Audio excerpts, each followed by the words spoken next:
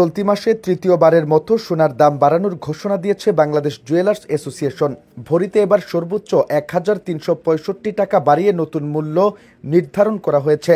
দাম বাড়ানোর ফলে ভালো মানের অর্থাৎ ২২ ক্যারেটের ১ ভরি সোনার দাম হবে ১,৪২,৭৯১ টাকা, যা এতদিন ছিল ১,৪১,৪২৬ টাকা।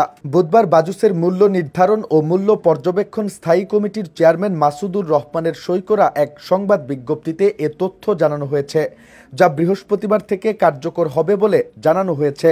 দাম বাড়ানোর ফলে সবচেয়ে ভালো মানের বা ২২ ক্যারেটের প্রতি ভরি সোনা ১,৪২,৭৯১ টাকা, ২১ ক্যারেটের প্রতি ভরি সোনা ১,৩৬,৩০৬ টাকা, ১৮ ক্যারেটের প্রতি ভরি সোনা ১,১৬,৮২৭ টাকা এবং সনাতন পদ্ধতির প্রতি ভরি সোনা ৯৬,০১৮ টাকায় বিক্রি করা হবে। সোনার দাম বাড়ানো হলেও অপরিবর্তিত আছে রূপার দাম। ক্যাটাগরি অনুযায়ী ২২ ক্যারেটের প্রতি ভরি রূপার দাম ২,৫৭৮ টাকা, ২১ ক্যারেটের দাম ২,৪৪৯ টাকা, ১৮ ক্যারেটের দাম ২,১১১ টাকা এবং সনাতন পদ্ধতির রূপার দাম ১,৫৮৬ টাকা।